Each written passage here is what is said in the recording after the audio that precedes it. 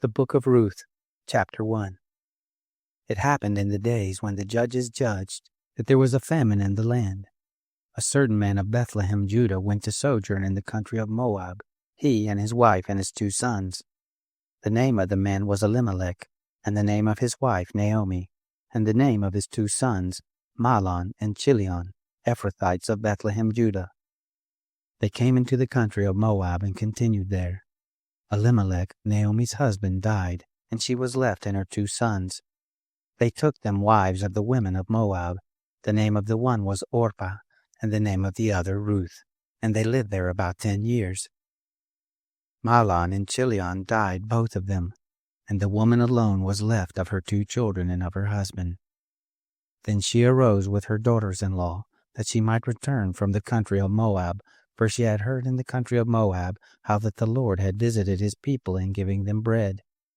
She went forth out of the place where she was, and her 2 daughters-in-law with her, and they went on the way to return to the land of Judah. Naomi said to her 2 daughters-in-law, "Go, return each of you to her mother's house. The Lord deal kindly with you as you have dealt with the dead, and with me. The Lord grant you that you may find rest, each of you in the house of her husband." Then she kissed them, and they lifted up their voice and wept. They said to her, "No, but we will return with you to your people." Naomi said, "Turn again, my daughters. Why will you go with me? Have I yet sons in my womb that they may be your husbands? Turn again, my daughters, go your way, for I am too old to have a husband. If I should say I have hope, if I should even have a husband tonight and should also bear sons, would you therefore wait until they were grown? Would you therefore stay from having husbands?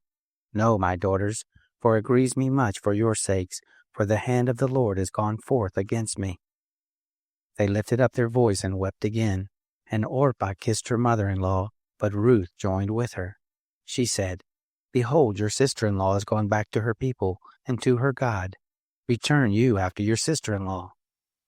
Ruth said, "Don't entreat me to leave you and to return from following after you, for where you go, I will go, and where you lodge, I will lodge, and your people shall be my people, and your God, my God.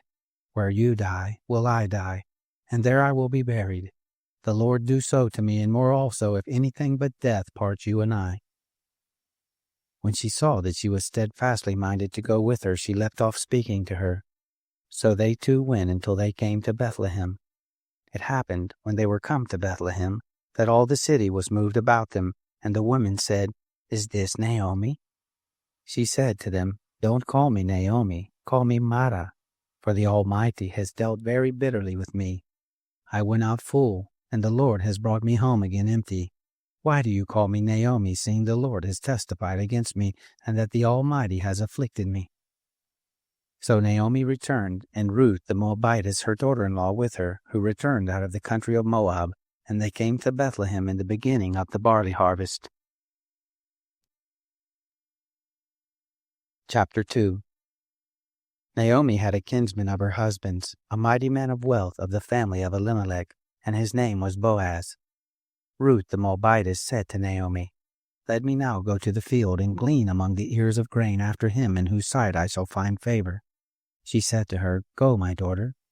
She went and came and gleaned in the field after the reapers, and she happened to come to the portion of the field belonging to Boaz, who was of the family of Elimelech. Behold, Boaz came from Bethlehem and said to the reapers, "The Lord be with you." They answered him, "The Lord bless you." Then said Boaz to his servant who was set over the reapers, "Whose young lady is this?" The servant who was set over the reapers answered, "It is the Moabite lady who came back with Naomi out of the country of Moab." She said, "Please let me glean and gather after the reapers among the sheaves." So she came and has continued even from the morning until now, except that she stayed a little in the house.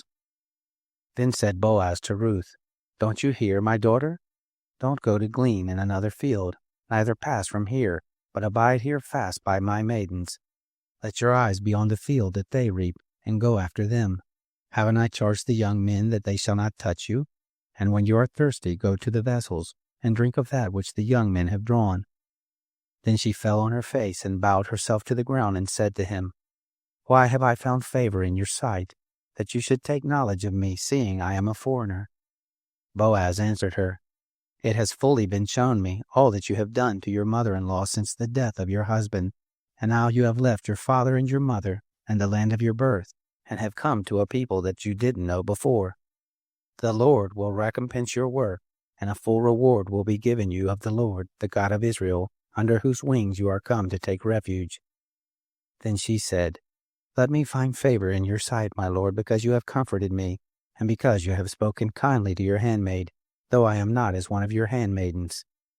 At mealtime Boaz said to her, "Come here and eat of the bread, and dip your morsel in the vinegar." She sat beside the reapers, and they passed her parched grain, and she ate and was satisfied. When she was risen up again to glean, Boaz commanded his young men, saying, "Let her glean even among the sheaves, and don't reproach her.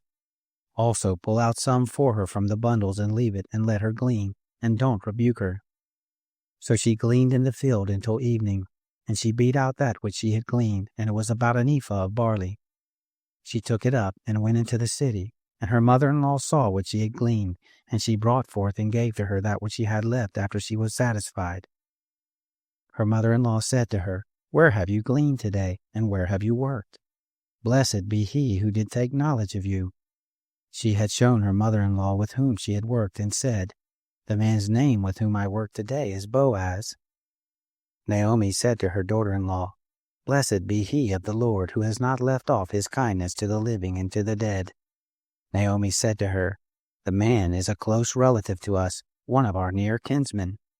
Ruth the Moabitess said, "Yes, he said to me, 'You shall keep close by my young men until they have ended all my harvest.'" Naomi said to Ruth, her daughter-in-law, "It is good, my daughter, that you go out with his maidens, and that they not let you go into any other field." So she kept close by the maidens of Boaz to glean to the end of the barley harvest and of wheat harvest, and she lived with her mother-in-law. Chapter 3. Naomi, her mother-in-law, said to her, "My daughter, shall I not seek rest for you, that it may be well with you? Now isn't Boaz our kinsman, with whose maidens you were? Behold, he winnows barley tonight in the threshing floor. Wash yourself, therefore, and anoint yourself, and put your clothing on, and go down to the threshing floor, but don't make yourself known to the man until he has finished eating and drinking. It shall be, when he lies down, that you shall mark the place where he shall lie, and you shall go in, and uncover his feet, and lay down, and he will tell you what you shall do." She said to her, "All that you say I will do." She went down to the threshing floor and did according to all that her mother-in-law told her.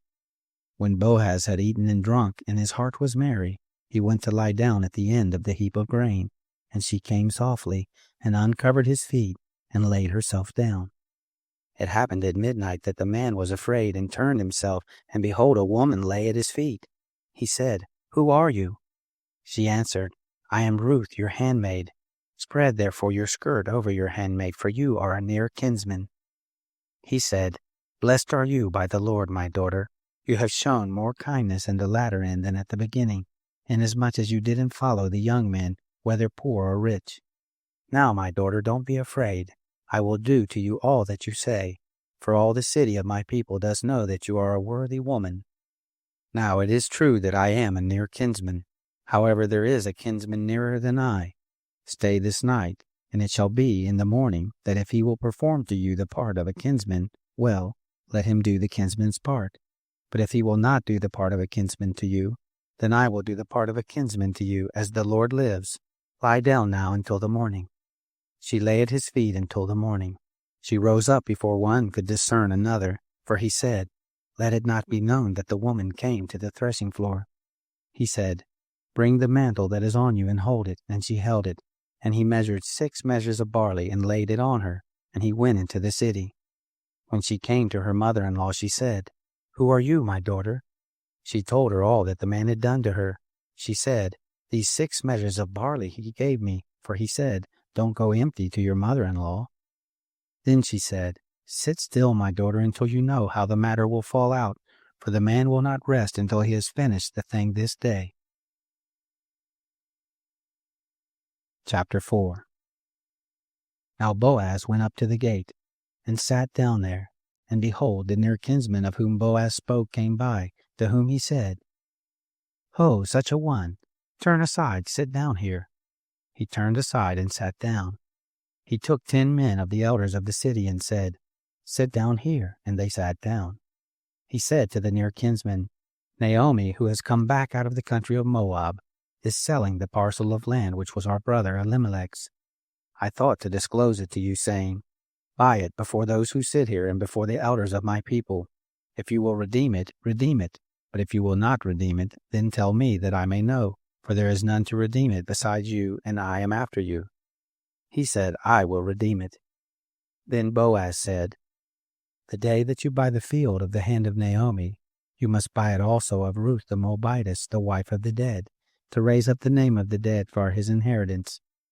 The near kinsman said, 'I can't redeem it for myself, lest I mar my own inheritance. Take my right of redemption on you, for I can't redeem it.' Now this was the custom in former time in Israel concerning redeeming and exchanging. To confirm all things, a man drew off his shoe and gave it to his neighbor, and this was the manner of attestation in Israel. So the near kinsman said to Boaz, 'Buy it for yourself.' He drew off his shoe. Boaz said to the elders and to all the people, 'You are witnesses this day that I have bought all that was Elimelech's and all that was Chilion's and Mahlon's of the hand of Naomi. Moreover, Ruth the Moabitess, the wife of Mahlon, have I purchased to be my wife, to raise up the name of the dead on his inheritance, that the name of the dead not be cut off from among his brothers, and from the gate of his place. You are witnesses this day.' All the people who were in the gate and the elders said, 'We are witnesses. The Lord make the woman who has come into your house like Rachel and like Leah, which two built the house of Israel. And do you worthily in Ephrathah, and be famous in Bethlehem, and let your house be like the house of Perez, whom Tamar bore to Judah, of the seed of which the Lord shall give you of this young woman.' So Boaz took Ruth, and she became his wife, and he went in to her, and the Lord gave her conception, and she bore a son. The woman said to Naomi, 'Blessed be the Lord, who has not left you this day without a near kinsman, and let his name be famous in Israel. He shall be to you a restorer of life, and sustain you in your old age. For your daughter-in-law, who loves you, who is better to you than 7 sons, has borne him.' Naomi took the child and laid it in her bosom, and became nurse to it. The women, her neighbors, gave it a name, saying, 'There is a son born to Naomi.' And they named him Obed. He is the father of Jesse, the father of David. Now this is the history of the generations of Perez. Perez became the father of Hezron, and Hezron became the father of Ram, and Ram became the father of Amminadab, and Amminadab became the father of Nahshon, and Nahshon became the father of Salmon, and Salmon became the father of Boaz, and Boaz became the father of Obed, and Obed became the father of Jesse, and Jesse became the father of David.